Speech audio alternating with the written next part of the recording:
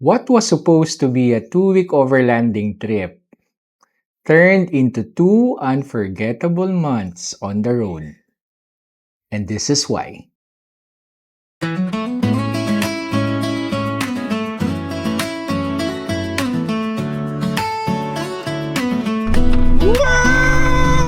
Sometimes, what starts as a simple plan becomes the adventure that changes you. Beautiful day today. Plano ko lang talaga, 2 weeks lang dapat. Pahinga lang, quick escape, reset lang. Pero the road had other plans. Thank you. Ano boss? Masaya? Balik na ako mag-dirt bike. Hanap yun na. 101. Pero minsan, pag sinimulan mo na ang biyahe, parang ayaw mo na tumigil. Lakas ng hangin. Malakas. I met people who made me see simple joy is enough. Hindi mo pa isa yung pangkumpanya. Yung sa kumpanya mo pa. Hindi yan, hindi maling. Hindi maling. Sarap. This trip won't be possible without Pascal. The road reminded me happiness doesn't have to be big. Welcome to Panay Island, brother.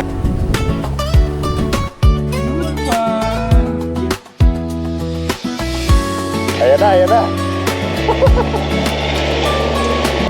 Time check guys, it's 12:17 in the morning. Nasa trail pa kami. And for me, overlanding isn't just about where you're going. It's the freedom, quiet moments, the people you meet, and the stories you bring home sa bawat biyahe. And this is how my 2-week trip turned into 2 unforgettable months on the road. Good afternoon guys, this is Outdoors with Alex Perez and kasama natin si Steady Camper for this trip all the way from Iloilo City. Once again guys, this is Steady Camper from far away in Panay Island. So shout out again and hello to my friends from Isla Panay Overland. I hope yung mga friends ko makasama din sila so they can, explore and witness the beauty of the Philippines, the beauty of Luzon. Hope to see you guys again to my next trip. So, nakailan trips na ako. So, halos naikot ko na yung mga one of the best destinations ng campers dito sa From Luzon. Iloilo to Luzon, crossing islands, chasing sunsets, camping under new skies, and meeting people who made every stop worth it. This is where it all began.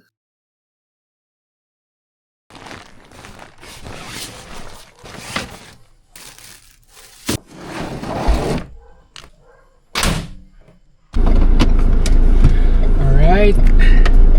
Alam mo yung tagal mong pinagplanuhan, tapos finally, ito na yun. Hello guys! Maayong gabi sa inyo!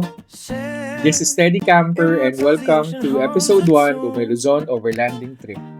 Grabe, after weeks of planning, ito na talaga yun. From Iloilo to Luzon, it's gonna be a long ride. Alam mo yung excitement na halos sa kaba?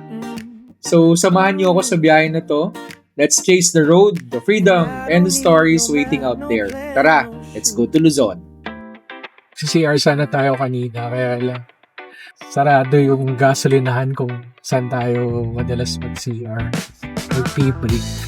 Close pala sila ng 10. Thank you for watching if you guys are still watching. 120 kilometers to go pa till we reach Clanjetty Port. Medyo napaga tayo.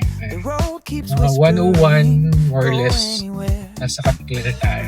So, drive and chill muna. Kanta-kanta muna. Okay.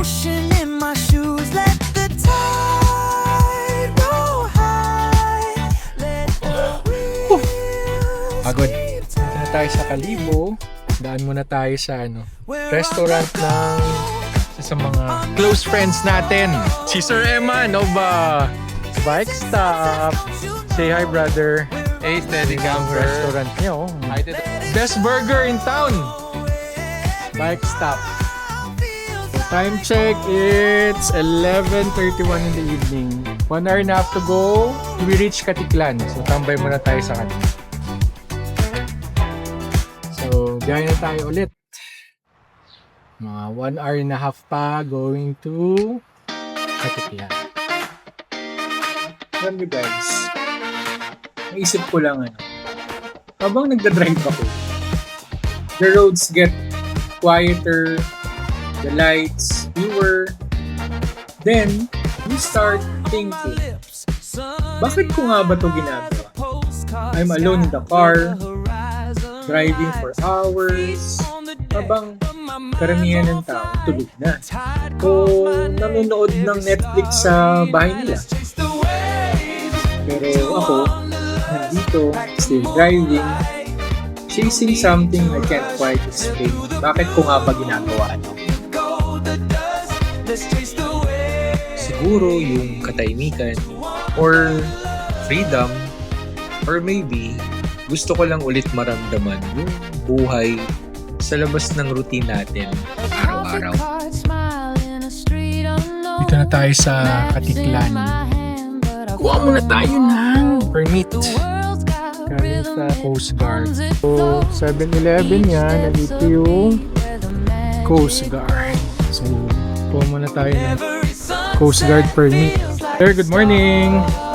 Wala kami ng permit, sir. Hello po. Ayun. Sir, sorry, binibidyoan ko lang. So, after natin kumuha ng Coast Guard permit, diretso na tayo ng fast cut. Saan ba ang fast cut? Sabi muna natin. Time check, it's 2:29. After natin magbayad ng ticket sa fast cut, kumuha tayo ng permit sa listing. After natin magpa-listing, kumuha tayo ng form, and then yun yung ibibigay na form sa terminal fee. So yung terminal fee is 129 pesos. So yun. So ngayon, we're here na at... So nasa pila na tayo ng fast car. On our way to Mindoro, Bulalakaw. Pila na tayo. Umuulan na. Kailangan na natin mag-Bonamin. Kita nyo naman yung Magbo-Bonamin na tayo nito. Hiluin pa naman tayo sa biyahe sa mga ganito. Okay. So, 2:33 na. Mga 3 hours. Siguro more or less mga 4 hours. Given with this condition. So, nandun na tayo sa Bulalakaw. Hopefully na mga 7:30 sana. Hopefully, Lord, give us safe travel. Keep us safe pala, Lord. So, okay, pasok tayo.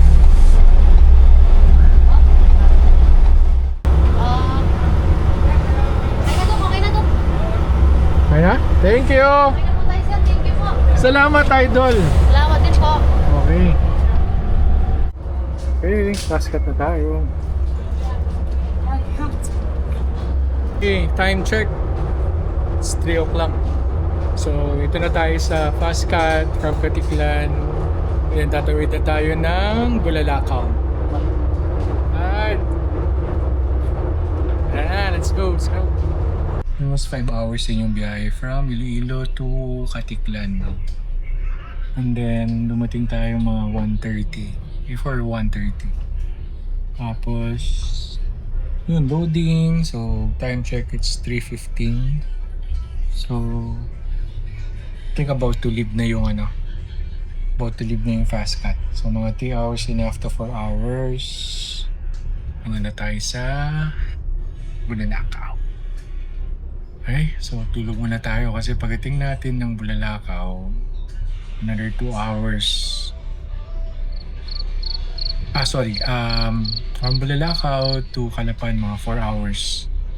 So, kailangan natin matulog sa mga 4 hours yung drive ulit. Halos kaparehas ng Iloilo to Katiklan. Okay, Tulog muna.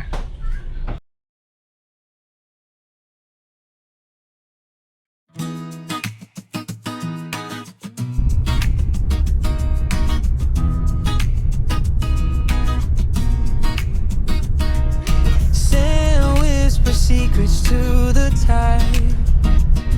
The moon pulls waves but can't decide if it's leaving or staying behind. Palm trees sway, they're in no rush. The world spins quiet, hush, hush. Driftwood. Good morning guys. So, dito na tayo sa Bulalakaw. Dito na tayo sa Luzon.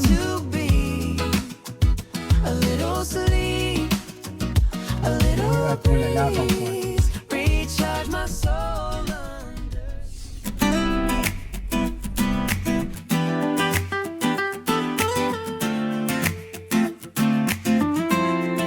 Hi guys! Wheels hum low. After a few hours of smooth sailing with Fastcat, time to hit the road again. This time, we're driving all the way to Calapan, the gateway to Batangas. And alam nyo ba, napansin ko habang nagdadrive ako dito sa Bulalakaw, meron siyang Siargao vibe na parang gusto mo na lang huminto sandali, magkape, at namnamin yung magandang view.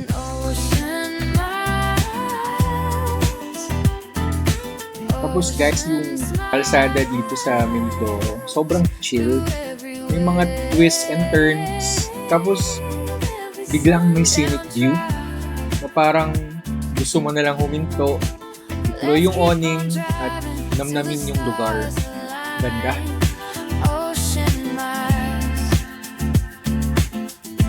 At siguro, kung hindi lang ako nagmamadali, maghahanap talaga ako ng campsite dito sa Mindoro. Kaya, moments like this remind me why I love Overland. Every island, every kilometer tells a story.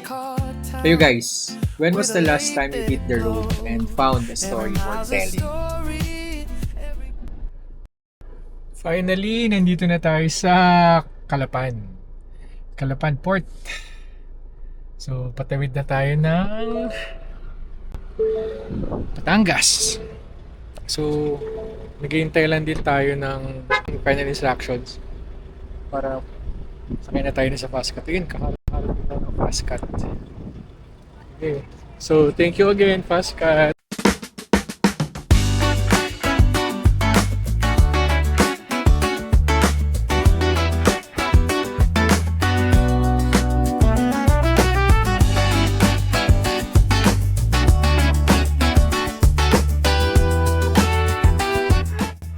I think 2 hours ba? Yeah, mga 2 hours from here. Calapan, papunta ng Batangas. Grabe yung pagod. Pero sulit to, I'm sure. So, kailangan lang magpahinga mamaya pagdating. And then, yun tomorrow siguro. Tapos, tina tayo ng 5 sa Banayad Festival. Okay. Let's go. Tara.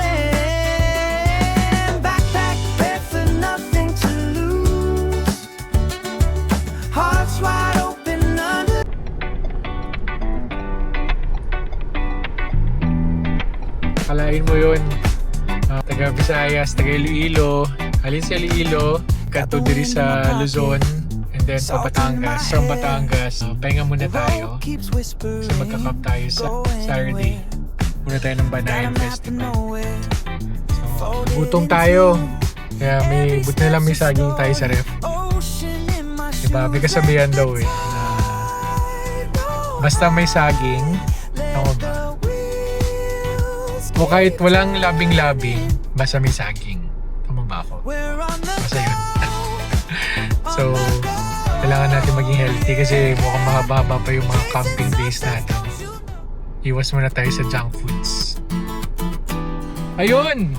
So now, we're here sa... Saan tayo ngayon, sir? Calapan. Kasama natin yung mga pogi. Sir, ang pangalan niyo, sir? Rex, sir. Sir Rex. si Sir AJ and si Sir Mark. So again, salamat sa Fastcat.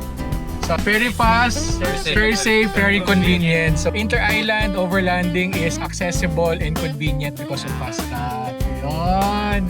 Sir, salamat. Thank you very much, sir. Sige sir, maraming salamat sa inyo sir. Thank you. Pangalawang sakay na natin to. Kanina yung Katiklan to Bulalakaw, Mindoro. Tapos nag-drive tayo more or less mga 3.5 to 4 hours from Bulalakaw Port going here to Calapan. On the way na tayo. Pagdating natin sa Batangas, malapit-lapit na sa katotohanan yung bini-wish ko lang saka nasa bucket list ko na mag-camp sa Luzon. I always imagine yung what if na doon naman ako mag-camp sa Luzon. Aside from mamimit ko yung mga idol natin, yung mga talagang nauna sa atin, syempre excited tayo na makakuha sa kanila ng tips, makakuha sa kanila ng mga good practices nila in doing overlanding that I will be able to share it also sa mga upunta sa Isla Panay Overland. One of my goals is to share kung ano yung mga learnings, yung mga tips and tricks nila, diba? Usually gano'n naman. Aside from makita yung mga gears nila, ano yung mga magiging edge or magiging helpful din in spreading the good vibes and the lifestyle of overlanding. I'm sure madaming kwento. Marami akong kwento na may share din sa inyo. Isa doon is yung biyahe. Sobrang nakakapagod siya pero nilook forward ko yung it will be worthwhile. Pagod nga yung biyahe pero di ba pag pinaghihirapan mo yan, I'm sure ibibigay sa iyo ni Lord yung blessings. Parang it's beyond words kumbaga. Yung experiences and to camp with fellow campers and meeting new friends. Hindi kasama yung budol doon. Sanay tayo mabudol. Marami na tayong nag-asos sa rig. But again, yung rig na yan, ito, si Rayburn, pangalan ng Berland rig ko. Kahit medyo mag-asos yung ganitong lifestyle. Pero again, di yung mga bibili mo quality. Sabi nga ni Kuya Alex, diba? Do it once, do it right. Here we go. Touchdown Batangas.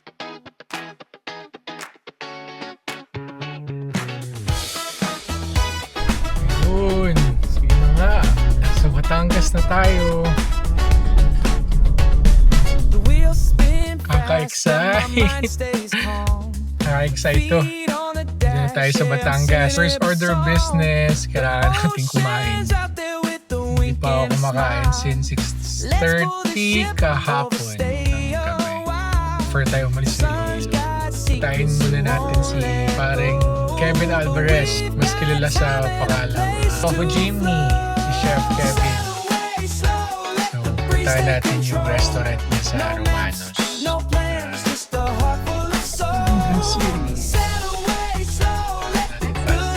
Halo-halo na yung gutom, pagod, antok, excitement.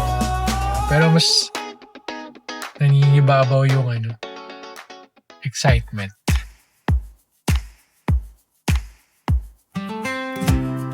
Kailangan natin kumain. Gutom na ako at nag-crave na ako ng matinong kape. Kasi kanina yung kape natin medyo wala talagang effect. Walang talab. So gusto ko ng matinong kape.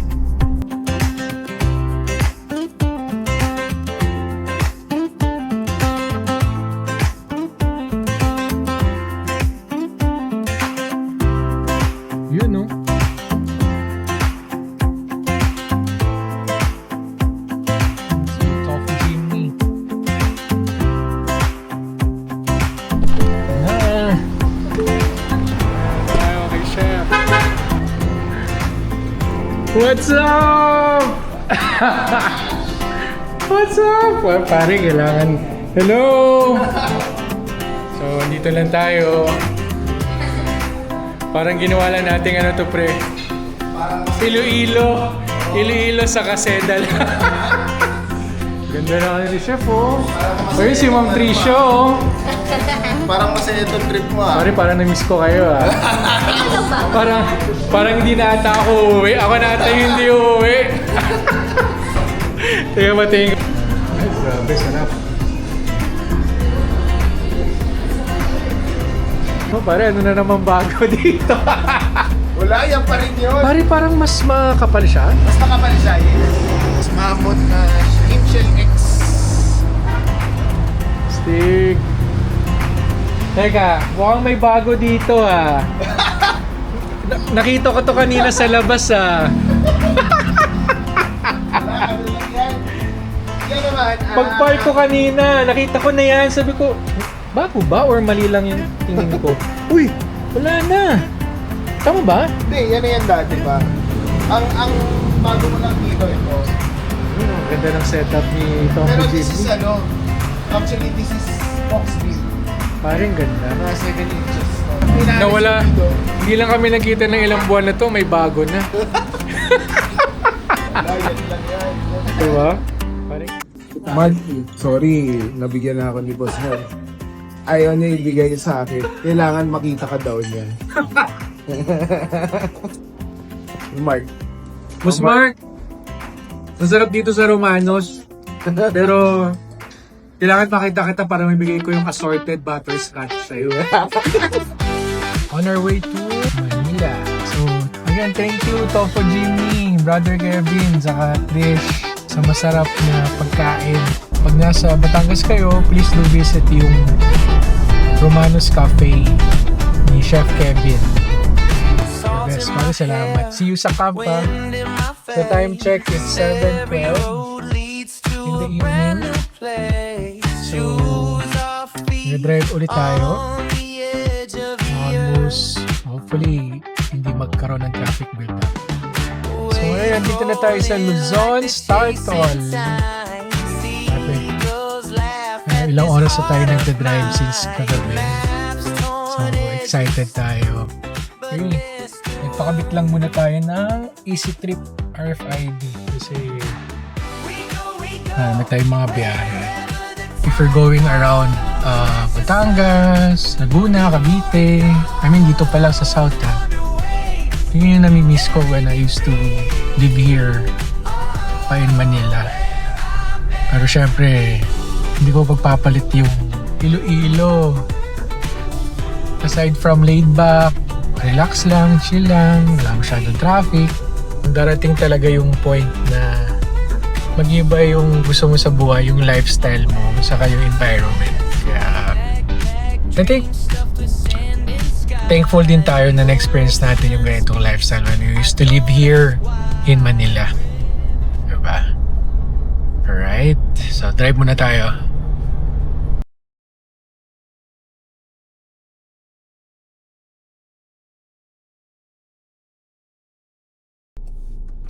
Bukas, dito na tayo sa bahay.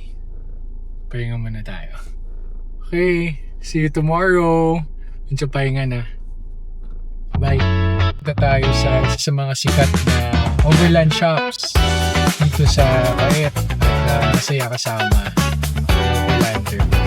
Parang kilala ko yan ah. Yes sir!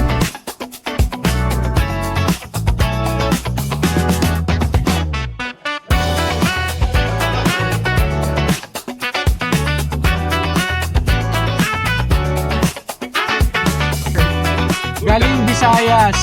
Pumunta para sa inyo. Anong dayo ko?